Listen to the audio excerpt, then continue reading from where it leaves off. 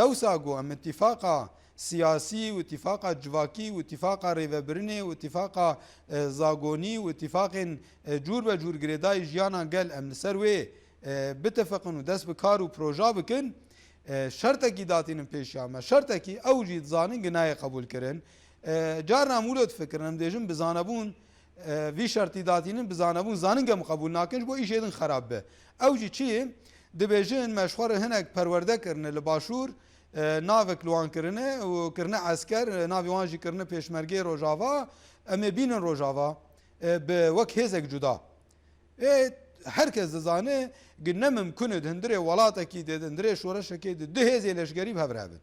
yani dici ve ne kadar xabin evji ve serbest bin saatin jbowan ji hebin jbo helweste neyniye goder kemin beguman yani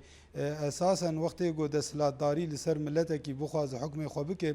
beriya godriya çekdari û dirê bazên cudare hukmê xwe û serweriya xwe li ser millete ki bidimeşandin beriya her tiştî dixwaze hişmendiya wî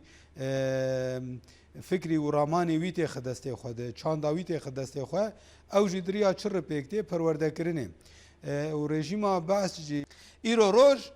ترک دخوازن تولهدان خوراکن جروجاوای کردستانه ایدی تولهدان خوب درنگارات کن یک مداخله مباشر جو روجاوا دریا دبن ناوی جرابلسو شورشا سوری نزانم چه و هرمن تامپون یاد دواجی ev êrişên golser Kurdê Bakur danı dest pêkirin ew jî girêdayî şoreşa Rojavayê. Ji bilî sedemên taybet yên girêdayî Bakur û encamên hilbijartinan û rewşa siyasî û diyaloga navbera tevgera Kurd û Tirka de se ji bilî taybetmendiyên girêdayî Bakur esasen yek ji sedemên bingehîn heye girêdayî Rojavayê Kurdistanê. Ew jî çi ye?